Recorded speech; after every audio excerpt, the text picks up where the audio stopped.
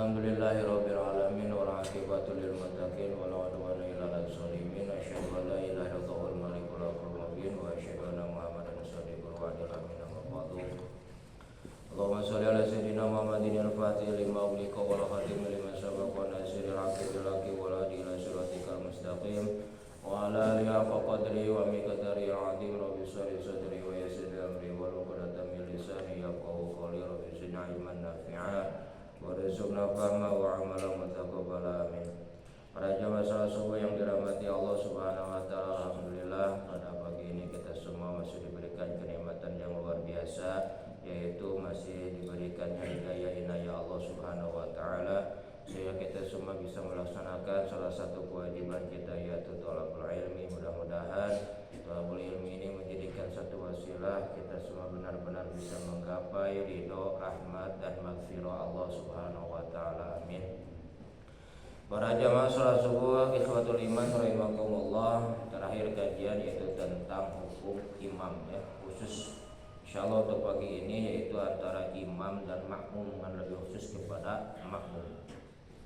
A'udzubillahi minasyaitonirrajim. Bismillahirrahmanirrahim. Wa qala musannifu Ibnu Katsir rahimahullahu taala wa nafa'ana bi ulumihi wa bi karamati wa nabi asrarihi.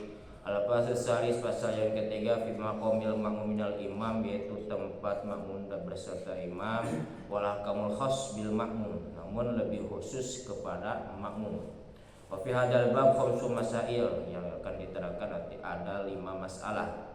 Al-masatu ulama, masalah yang pertama, ittafaqa jumhur ulama ala anna sunnatal wahidil munfarid ayyakuma an yamnil imam disugati dzalik min hadisi Ibnu Abbas wa ghairuhu. Sepakat beralih ulama seandainya kalau makmumnya satu, itu posisinya ada di sebelah kanan imam ya, lebih mundur sedikit karena sudah ditetapkan hadisnya yang dari sumbernya Ibnu Abbas dan selain Ibnu Abbas sudah masyhur. Jadi kalau makmumnya satu, jumhur ulama sudah sepakat tidak boleh ada di kiri tapi ada di kanan kalau makmumnya satu. Wa nahum ingkanu salah satu siwal imam qamu warahu, dan sesungguhnya para ulama pun yaitu sepakat seandainya kalau makmumnya ada 3, itu sejajar di belakang imam, sejajar ya, imam sini sejajar, jadi nggak sedikit sejajar di belakang. Sepakat ulama kalau makmumnya ada 3. Nah, wa khatalafu idza kana snaini siwal imam, seandainya kalau makmumnya ada 2, baru para ulama berbeda pendapat. Fahadza Malik wa Syafi'i illa annahuma yaqumani khalfa imam. Kalau pendapat Imam Malik dan Imam Syafi'i itu bahwasanya si makmumnya posisinya sejajar kalau 2 tapi lebih kanan. Sejajar itu pendapat dari mana? Imam Syafi'i dan Imam Malik. Wa qala Abu Hanifah wa ashabi wal kufiyuna. Kalau pendapat dari Imam Abu Hanifah, sahabat Abu Hanifah, itu murid-muridnya dan ulama Kufah, bayakumul imam bainahuma. Nah, posisi si imam antara tengah-tengah 2 makmum, jadi sedikit sama posisinya. Si imam di sini kiri kanan. Jadi enggak sejajar. Kalau yang sejajar itu pendapat Imam Syafi'i dan Imam Malik. Kalau pendapat Abu Hanifah sedikit aja kiri kanan, di tengahnya kosong. Si imam depan sedikit, ke depan sedikit. Kalau Imam Malik dan Imam Syafi'i di belakang nempel sejajar lebih ke kanan. Itu untuk sab ketika si makmum ada 2. Bal yaqumu imamu bainahuma wa sabab ikhtilafin anna fi dzalik hadis ini mutaridain. Terjadinya perbedaan pendapat itu karena ada 2 hadis yang kontradiksi. Aduma hadis Jabir bin Abdullah, pertama hadis dari Jabir bin Abdullah qala qumtu an yasiri Rasulillah sallallahu alaihi wasallam fa khada bi yadihi fa adarani hatta qamani an yaminihi. Saya melaksanakan sholat itu dulu pernah di kirinya Rasul SAW, kemudian Rasul mengambil tangan saya, kemudian menuntun saya sehingga ke sebelah, asalnya di kiri, di sebelah kanan dituntun. Sama siapa? Baginda Rasul itu Jabir bin Abdullah. Suma Jabir bin Sakhar pataudah, kemudian ada Jabir bin Sakhar, beliau bulu Sumaja pakoma an yasari Rasulullah. Kemudian ada juga yang pertama tadi siapa, Jabir bin Abdullah, sudah di kanan itu tunai bagian Rasul. Kemudian datang lagi mau masbuk yaitu Jabir bin Sakhar, karena beliau selesai wudu kemudian datang melaksanakan sholat. An yasiri Rasulullah, beliau ada di kirinya Rasulullah. Pakhada biaidina jami'an, kemudian Rasul mengambil dua tangannya suruh ke belakang supaya sejajar. Pada panah hatakum nakal pahu, kemudian kami pun mundur sehingga kami pun ada di belakang Rasulullah. Ini yang diambil oleh siapa? Pendapat dari Imam Malik dan Imam Syafi'i, yaitu sumber hadisnya dari siapa? Jabir bin Abdullah. Dan wal hadis tsani, hadis yang kedua, hadis Ibnu Mas'ud, annahu shalla bi al-qamah wal aswad faqama wastuhuma. Kedua hadis dari siapa? Ibnu Mas'ud, sesungguhnya Rasulullah melaksanakan sholat dengan al-qamah dan dengan aswad, kemudian Rasul berdirinya ada di tengah-tengah al-qamah dan aswad. Ini yang dipegang oleh siapa? Yaitu tadi Abu Hanifah dan ulama Kufah. Jadi posisinya tadi sedikit kiri kanan si makmum, si imam belakang sedikit. Jadi mau yang manapun sah-sah saja, jadi ada jalurnya. Tapi kalau dari saya itu sejajar ke belakang kalau misalnya ada dua. Kemudian wasnadu ilan nabi qala Abu Ma'mur waqta qarawahu hadal hadis. Jadi sanadnya itu langsung kepada baginda Rasulullah. Dan Abu Umar pun berkata waqtafa rawatu hadal hadis, berbeda tentang riwayat hadis yang terakhir yang tadi yang diambil oleh Abu Hanifah. Wa ba'dhum awqafa wa ba'dhum masnadu, sebagian mengatakan ini hadis mauquf dan sebagian itu ini hadisnya langsung sanad kepada baginda Rasul, jadi tidak ada jalurnya. Wa sahihu annahu mauqufun, jadi yang disahnya ini hadis yang mauquf. Kemudian wa amana sunata mala'ata ang taqifal khalfa rajul. Sunat bagi perempuan itu yaitu bagi kaum wanita diamnya di belakang laki-laki. Awi rajul ingkana hunalika rajul siwal imam, seandainya ada selain imam, jadi ada dua laki, pertama makmum, kedua imam. Si perempuan itu tidak boleh sejajar dengan si laki-laki, tapi di belakang lagi si makmum laki-laki, ya, jadi tidak boleh sejajar dengan siapa? Laki-laki seperti kita lah, sudah insya Allah diamalkan. Awih khalafal imam ingkana swadaha, seandainya kalau misalnya imam cuma imam saja, kemudian tidak ada makmum laki-laki perempuan, itu sama di belakang kan, tidak boleh yang sedikit, biarlah belakang. Kalau laki-laki yang sendiri masih sedikit tadi ke kanan, bedanya kalau laki-laki khalfa itu di belakang imam. Dia tidak boleh kayak laki-laki kalau misalnya ada si makmum perempuan. Wala alamu bidzalika khilafan disebut dzalika min hadis Anas al-Kharaji Bukhari. Kemudian kami pun tidak mengerti seandainya ada perbedaan tentang tetapnya itu masalah hadis tentang kaum wanita. Hadis yang dikeluarkan Imam Bukhari, anna Nabi sallallahu, sesungguhnya Nabi sallallahu salabihi wa bi ummi wa khalatihi, beliau pernah melaksanakan sholat bersama siapa? Anas kemudian beserta ibunya Anas dan bibinya Anas, atau dengan bibinya Anas baginda Rasul. Qala, kata baginda Rasul, fa aqamani an yaminihi wa aqama mar'a khalfana, laksanakan sholat kamu ayah Anas di sebelah kanan saya, sedangkan perempuannya di belakang Anas, di belakang makmum yang tadi.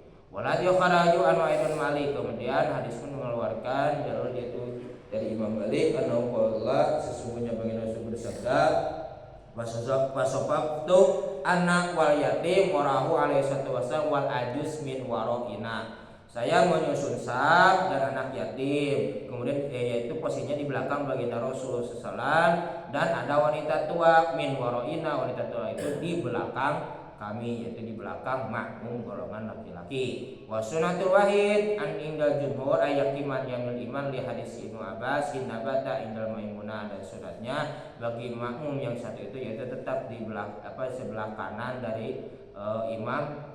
Kemudian itu kalau misalnya si perempuan khalfa, bahasanya lebih belakang gitu ya, jangan sedikit kayak kaum laki-laki. Wa qala qaumun bal an yasarihi, ada sebagian ulama mengatakan kalau dari kaum wanita itu boleh belah kiri, tapi sebagian kaum kalau jumhur ulama tetap agak sebelah kanan dari imam walaupun perempuan ya, tapi agak belakang. Wala khilafa in fi annal mar'ati wahidah tusolli khalfal imam, dan sudah tidak lagi berada perbedaan pendapat bagi wanita yang pertama yang satu itu, yaitu tetap sholatnya di belakang imam. Wa inaha in kana smaroji sholat rajul ala janabil imam wal mar'atu khalfahu. Jadi tetap kalau misalnya si imam itu posisinya di belakang imam walaupun cuma sendiri, misalnya tidak ada lagi makmum laki-laki. Kadang-kadang kalau kita tidak tahu suka ada, terutama bagi yang saf baru yang sendirian,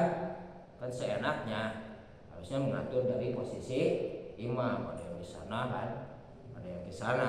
Makanya kalau kita sudah paham, lihat posisi imam kita sebelah kanan, yang saf baru ya, itu jangan seenaknya. Kita sudah paham, ya sudah ada bang sini situ ada asal itu ya, pada sini ini tidak kanan dikit yang lebih pas. Lagi Al-Masasaniyah, masalah yang kedua, ijma' ulama ala nasfil ula muraqibun fi. Sepakat para ulama tentang sabda pertama itu bahasanya muraqibun dianjurkan. Wa kadzalika tarasusuhuf, dan begitu lagi tentang merapatkan saf wa taswiyatu dan mentertibkan saf li subutil amri, karena ada hadis yang diperintahkan bidzalika Rasulullah, yaitu dari Rasulullah waqtahu idza sholat insanul khalfas shaf wahdahu. Yang jadi perbedaan pendapat itu bagaimana ini sholat seorang imam masbuk di belakang saf yang pertama dalam keadaan wahdah sendiri. Wal jumhur ala anna sholati tajawun, jumhur ulama itu sah walaupun sendirian. Wa qala Ahmad wa Abu Thawr jamaah, tapi pendapat dari Imam Ahmad, Abu Thawr dan sebagian ulama mengatakan sholatu fasidatun, salatnya tidak sah. Kalau misalnya jadi makmum masbuk yang sendiri, maka suka menepu gitu ya. Kalau yang paham suka menemani gitu ya. Kalau yang tidak paham biasanya ya yang hidup, tapi nggak apa-apa. Tapi jumhur ulama tetap sah walaupun posisi sendiri ya. Wasabu ikhtilafi khitalafu fi tasihati wa bisa wa muhatul amalah, terjadinya perbedaan sebab terjadinya pendapat itu karena terjadinya tentang sahihnya hadis wa bisa, yang kemudian yang setiap diamalkan oleh orang-orang Madinah. Wa hadis wa bisa wa anau qala sallallahu alaihi wasallam, itu sungguhnya Rasulullah SAW bersabda, la sholata liqaimin khalfas shafi, tidak sah salatnya bagi orang yang melaksanakan di belakang saf sendirian. Wa kana Syafi'i yara anna hadza yu'aridu qiyamul ajuz. Kemudian Imam Syafi'i berpendapat memberikan ini tentang hadis menentang tentang hadis tersebut. Kata Imam Syafi'i, qiyamul ajuz itu kan tidak jauh beda dengan siapa tadi yang berdirinya wanita tua yang sendirian, wahdaha khalfas shafi fi hadis Anas, itu ada di belakang safnya Anas, yaitu hadis yang tadi sudah diterangkan gitu kan. Jadi ada perempuan sendiri, perempuan tua melaksanakan sholatnya safnya sendiri. Karena Ahmad yaqul laisa fi dzalika huda, kalau pendapat dari Muhammad Imam Syafi'i itu tidak menjadi alasan untuk masalah saf sendirian. Di anna sunnatan nisa hiya qiyamul khafaraj, tetap sunatnya perempuan itu di belakang laki-laki, yaitu makmum laki-laki. Wa kana Ahmad kama kuna yasud hadis wa bisa, kemudian kata Ahmad bahwa kesahihan tentang hadis wa bisa itu wa qala ghairu, dan berkata selain dari itu siapa Ahmad, huwa min mudrab, bahwa itu hadis itu disepang siur, al isnadu tentang sanadnya la taqum bi hujjah, jadi intinya tetap hadis yang pun tidak menjadikan sebuah alasan atau hujjah. Wa tajal jumhur bi hadis Abi Bakrah, karena yang berhujjah itu jumhurnya tentang hadis Abi Bakrah, annahu sesungguhnya itu Abi Bakrah raka'a melaksanakan sholat duna sofi di belakang saf, walama yamuruhu, kemudian Rasul pun tidak memerintah siapa Rasulullah SAW bil idati untuk mengulanginya. Namun kata baginda Rasul, wa qala lahu, kata baginda Rasul kepada Abi Bakrah, zadaqallahu irshad wala ta'ud, semoga Allah menambahkan kamu kebaikan dan kamu jangan mengulangi lagi untuk sholat sendirian. Walau hamilah hadza nabi, kemudian ada yang mengambil tentang sunnahnya lam yakuturun tu'aridun dan tidak buktinya tentang kontradiksi masalah hadis Abu Bakar tadi. Ani baina hadis wa bisa wa hadis Abu Bakar yang dimaksud tentang hadis Abu bisa dan hadis Abi Bakar. Jadi intinya dari hadis yang kedua bahwasanya sholat sendirian itu tidak apa intinya sah gitu. Namun kita bagian Rasul bahasanya wala ta'un, walaupun tidak tidak mengucapkan tidak usah mengulangi bahasa tidak mengulangi itu artinya sah, namun wala ta'un bahasanya tidak boleh mengulangi artinya harus apa ya kita kalau yang paham suka apa mengepuk saudara kita yang ada di jajaran di depan gitu ya. Kalau yang paham itu suka menemani dan yang lebih bagusnya itu suka mengambil dari apa jalur kiri biasanya bagus ya. Jadi tidak boleh di tengah-tengah biar tidak saling menggeser. Misalnya dia penuh jangan di kanan lah, di kiri ya bagusnya. Kan lebih sunat ke kanan lebih banyaknya. Kita menepuknya di belah kiri. Yang paham dia menemani.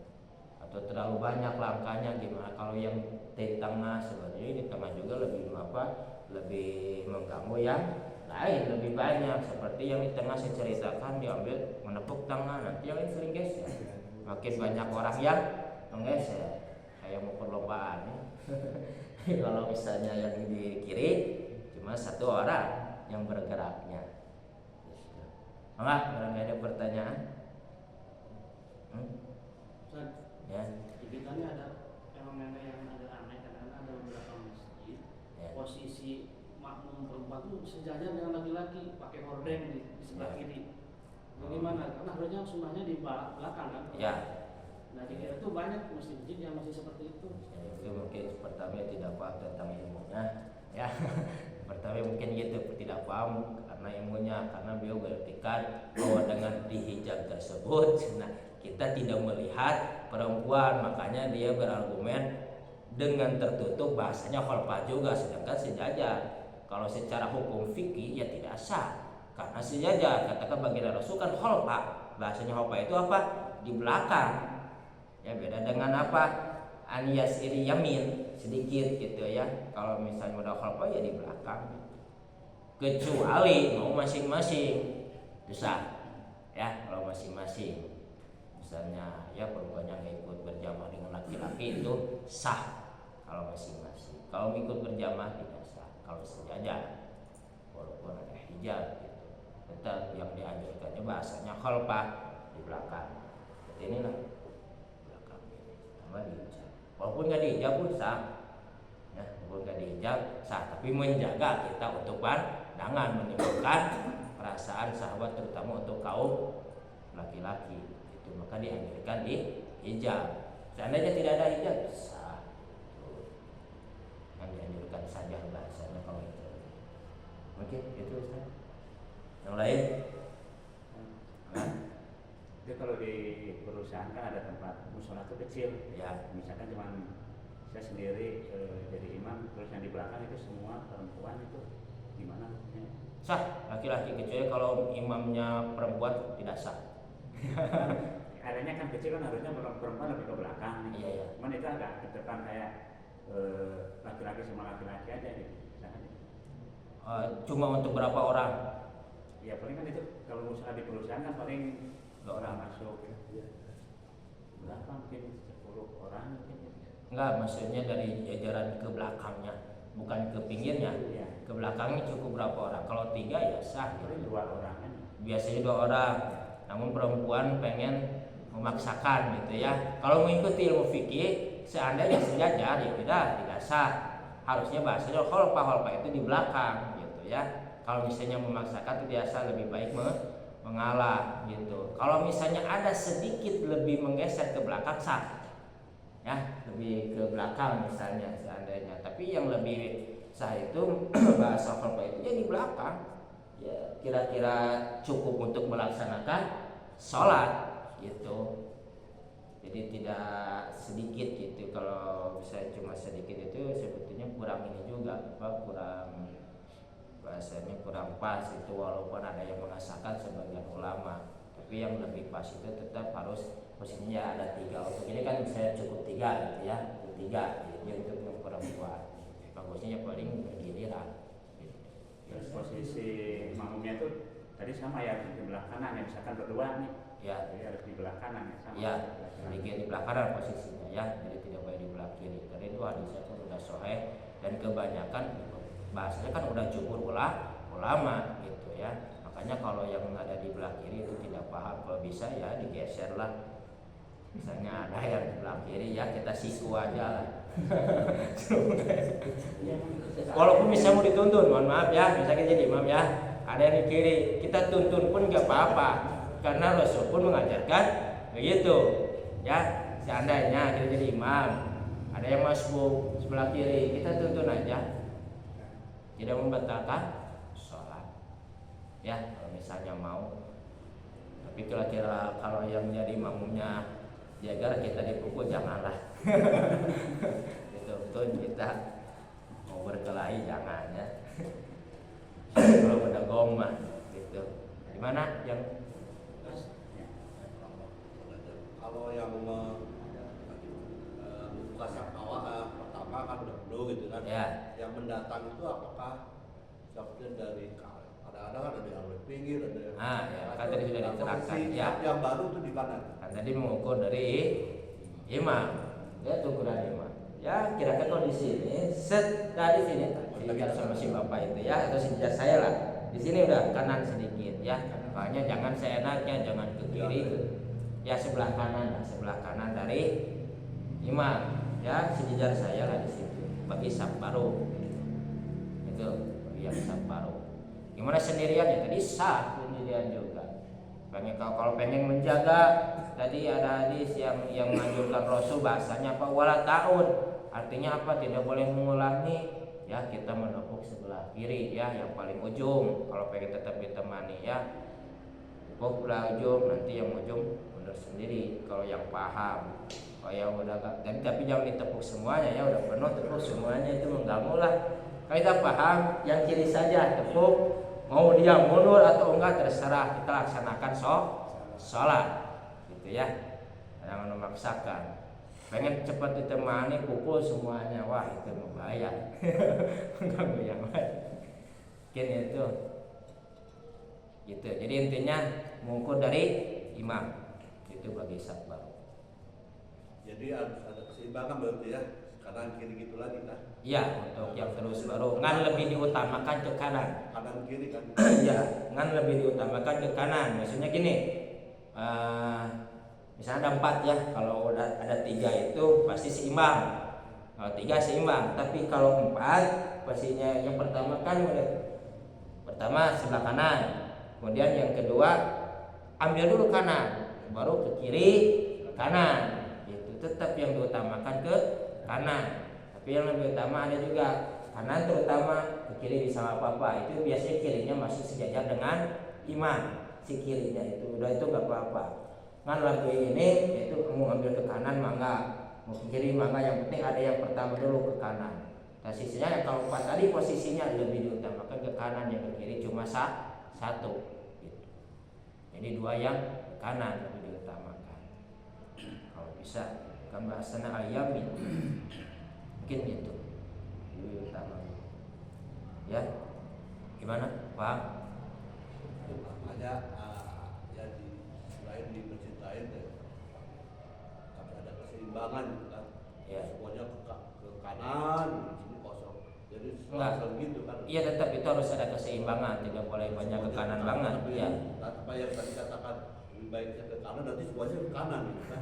Kiri pak di kosong. Oh jadi itu ada keseimbangan kanan kiri. Ya kanan kiri tetap. Seperti tadi kan posisi saya itu pun masbuk, itu kelihatan ke kanan kalau agak banyak, saya ngambil ke kiri. Kira-kira ya seimbang itu hampir ada 3 dari ke kanan, maka saya mengambil ke kiri juga. Saya intinya untuk keseimbangan kan lebih, maksudnya kalau ngambil keseimbangan tetap kan lebih diutama ke kanan.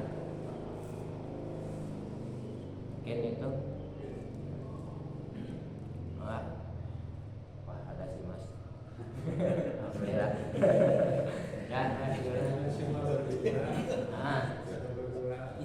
Itu jarak antara makmum dan imam itu Itu ya.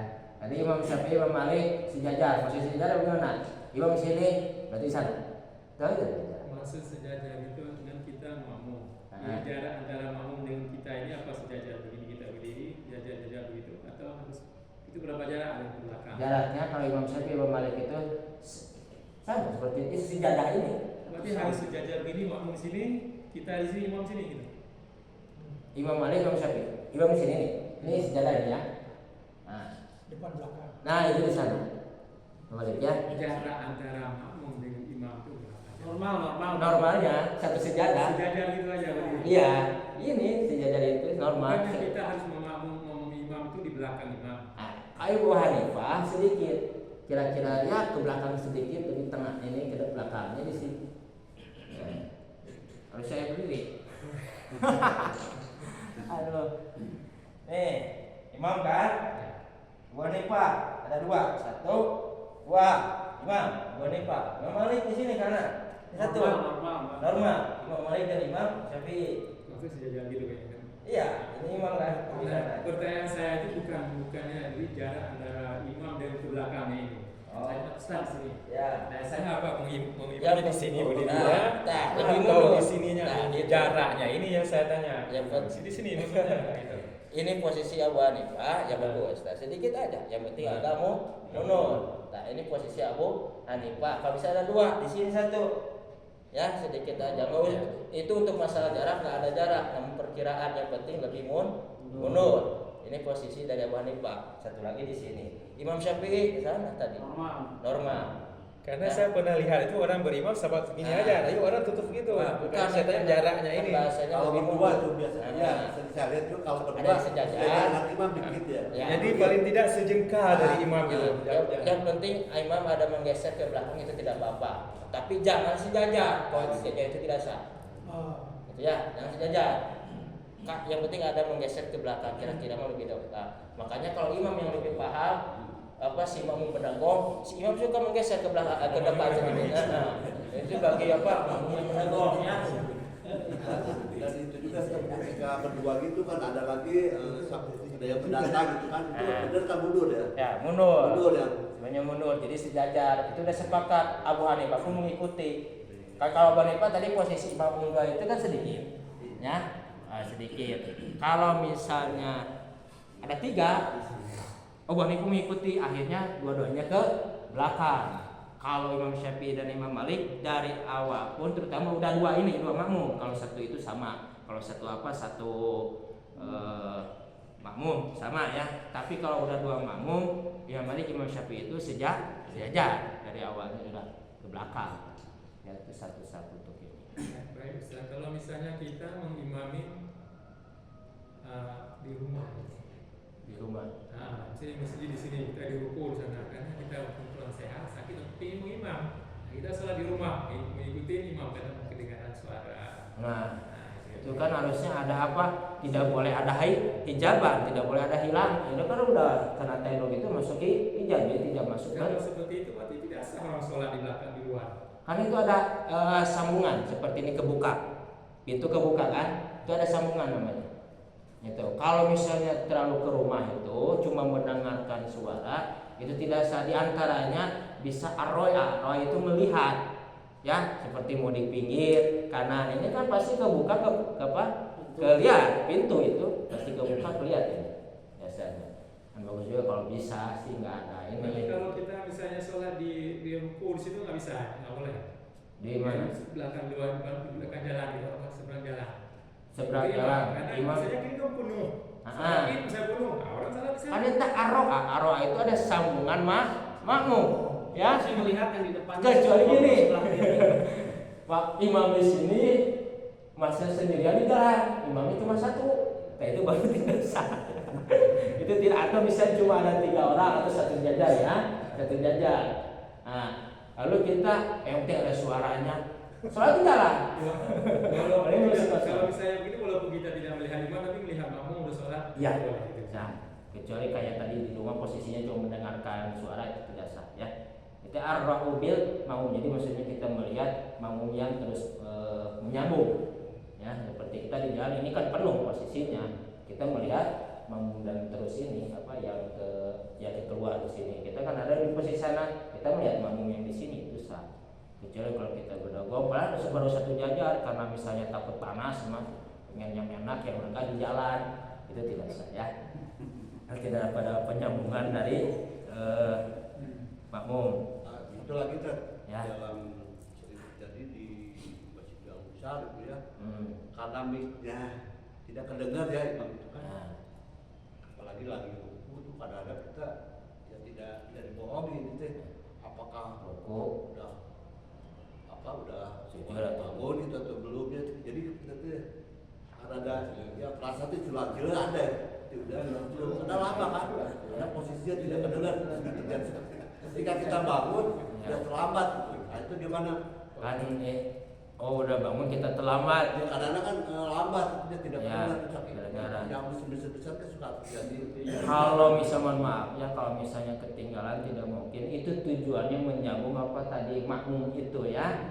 Kan walaupun tidak terdengar si imam, kita melihat apa makmum yang depan, yang lain atau yang terdepan kita ke kiri kanan. Kecuali tadi itu ya tidak ada si makmum yang menyambung. Itu yang berdagang tidak jauh walaupun masjid besar, tapi kita cuma mendengarkan suara. Posisinya kayak tadi, imam baru satu jajar, tapi kita sholat di jalan. Itu berdagang ya tidak menyambung makmum. Kalau misalnya tertinggal biasanya mohon maaf tidak, kecuali sholatnya lagi tidur ya. Itu mungkin karena apa? Ada yang penyambungan di makmum yang dilihat kiri kanan. Itu. Misalnya ketinggalan Ustaz tadi kayak Bapak mohon maaf, kayaknya ketiduran gitu. Nah, Enggak sih, bukan ketiduran. Oh, Ada perasaan kita perasaan sholat. tapi ada mau ya dalam hati jadi kadang tidak masih dasarnya ragu ya kita beri lama-lama ada kan pasti. Ada suatu pasangan itu udah bangun atau belum gitu kan lagi sujud gitu teh saking lamanya. Biasanya sih terdengar juga kiri kanan itu ya, pergerakan itu biasanya pergerakan itu. Jadi walaupun tidak terdengar si imam, biasanya terdengar dari pergerakan apa kiri kanan kita si makmum itu. Di situ biasanya itu tujuan apa dari sambung menyambung apa si makmum itu biasanya. Tapi kalau misalnya tertinggal gitu gimana ya tidak apa-apa. Kalau benar-benar kita tertinggal tidak apa-apa ya. Walaupun misalnya satu rukun tidak boleh, itu dua rukun ya, dua rukun dari sholat. Misalnya antara rukun dan atau misalnya ketika kita lagi sujud itu kemudian sudah duduk, kita masih sujud, kemudian dia sujud lagi, itu kan maksudnya satu rukun yang tertinggal, itu tidak apa-apa. Kalau misalnya baru sujud pertama kita tidak sadar, kemudian duduk sujud, dia sudah berdiri, yang lain kita masih ini, ketika bangkit ya ini udah tidur, itu batal karena dua rukun yang tertinggal. Kalau kita benar-benar gitu ya posisinya, dua rukun yang tertinggal. Yang penting tidak boleh dua rukun. Nanti ada sebetulnya ini terakhir dari sini itu masalah rukun yang tadi, karena ada pertanyaan yang tadi ya udah ya besok nanti bahas lagi. Intinya gitu, kalau dua rukun tidak sah. Kalau misalnya satu rukun ya kayak tadi misalnya kejongjonan, kita terlalu khusyuk dengan doa misalnya ya, tidak terdengar dari kiri kanan. Ketika bangkit dari doa sujud, wah udah berdiri, padahal baru kita melaksanakan sujud pertama. Berarti dua rukun yang tertinggal batal, kita ulangi sholatnya itu ya. Ustaz, kalau kita mengimami orang buta boleh? Imam yang buta ya nggak apa, yang penting tadi kan kemarin sudah dibahas tentang apa sah-sahnya imam itu diantaranya ya. Yang lebih utama mau bacaan, mau fikih ya, yang ngerti fikih yang lebih diutamakan kepada qiraah sebetulnya ya. Lebih utama lagi yaitu paham, fikihnya paham, bacaannya bagus walaupun buta gitu ya, lebih diutamakan. Kalau misalnya posisinya tidak ada lagi imam, cuma itu saja misalnya, tapi dia tidak paham, apakah saya insya Allah bisa ya kita mengikuti berjamaah. Yang lebih utama kalau misalnya banyakkan, posisinya banyakkan orang datang ke masjid, utamakan orang yang bagus bacaan dan mengerti ilmu fikih kalau kebanyakan. Kalau misalnya dari banyak tersebut tidak ada ya, tadi kan kemarin diantaranya banyak ahli mukim yang lebih lebih sering ke pengajian lah intinya begitu ya. Yang sering ke pengajian setidaknya beliau yang mengerti lah tentang ilmu walaupun tidak fasihat dalam pembacaannya. Penting sering pengajian. Bahasa mengerti fikih itu apa? Orang yang sering mengikuti pengajian, intinya begitu. Itu yang diutamakan. Kalau seandainya tidak ada apa yang fasihat dalam bacaan, itu mungkin. Ya. Saya kan sering sholat di rest area yang masuk dia sholat maghrib kan sih itu udah beres kan, biasanya langsung nyambung lagi kan banyak kan gitu. Nah saya udah lama nyari yang mau jadi makmum gitu, nggak ada, udah gitu saya sendiri sholat sendiri, udah dapat 1 rakaat, ada yang sholat maghrib ya, yang sholat berjamaah. Nah itu gimana, apakah saya harus ngulang itu? Harus, akan kembali untuk masalah niat imam itu tidak dikhosok, beda dengan makmum. Kalau makmum itu niatnya harus lebih khosok karena dia mau mengikuti berjamaah. Kalau imam itu tidak usah, karena untuk niatnya itu tidak khosok. Otomatis ketika ada makmum masuk kita menjadi imam. Jadi intinya untuk masalah niat imam, maksudnya diniatkan gitu ya, niat dari awalnya itu tidak khosok, mau dilafadzkan atau apa, terutama dilafadzkan ya, bahasa Arabnya kan imaman, itu untuk dilafadzkan tidak. Namun kalau untuk bahasa makmuman kita mau jadi makmum itu lebih khosok karena kita mau sholat berjamaah, jadi lebih khususnya niat itu kepada makmum. Jadi seperti tadi posisinya ada makmum masbuk, otomatis kita sudah menjadi imam. Mungkin maksudnya gini Ustaz. Jadi dia udah sholat sendiri 1 rakaat, atau datang orang 2 orang. Ya bikin satu sendiri ya, jamaah sendiri berdua. Kita yang sendiri udah lagi sholat. Apa kita untuk mengikuti runtuhnya sholat, kita mengikuti mereka berjamaah? Oh, untuk ada yang berjamaah. Kita udah sholat. Jadi saya itu kan cari awalnya nggak ada. Jadi saya sholat sendiri. Nah, udah saya dapat 1 rakaat, ada yang berjamaah. Nah, itu apakah saya harus membatal ikut berjamaah? Kalau kita mau mengambil dalam faham berjamaah, ya itu kita batalkan sholat mengikuti berjamaah. Kayaknya dia lebih pintar, lebih paham kayaknya, makanya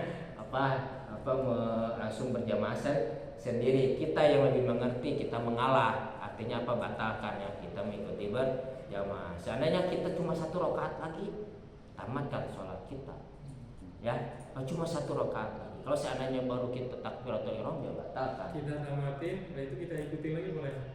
Bagusnya mau iyadatus sholat, kemarin ada ya masalah iyadatus sholat ya. Di antaranya kalau kita benar pengen fadilah berjamaah, ya kita lakukan. Apakah boleh? Ya boleh kan, kemarin ada tentang masalah iyadatus sholat ya, salah sendirian itu. Makanya karena sepuluh pada merintah dan sahabatnya pernah itu untuk melaksanakan sholat kembali dengan bahasanya itu sahabat itu yang sholat di rumah, dia datang ke masjid. Kan kemarin udah dibahas kan, dia sholat di rumah, datang ke masjid, dia suruh sholat kembali. Itu tidak jauh beda. Kalau kita benar-benar, apakah kita misalnya waktu dikejar kerja tapi kita sudah sholat, itu tidak apa-apa, sah sholatnya ya. Kalau ininya untuk fadilah berjamaah, kalau misalnya mau ya itu sholat malah mungkin gitu. Paham? Satu lagi dong. Ya. Dalam sholat ada sering terjadi. Ya saya pernah ngalamin juga. Ada sepi ya jalan. Jadi kita sholat itu ada yang sholat, kita ngikuti. Ya kan kita lihat misalnya sholat duhur gitu ya. Dan dia sholat sunnah. Ya. Akhir. Nah itu gimana?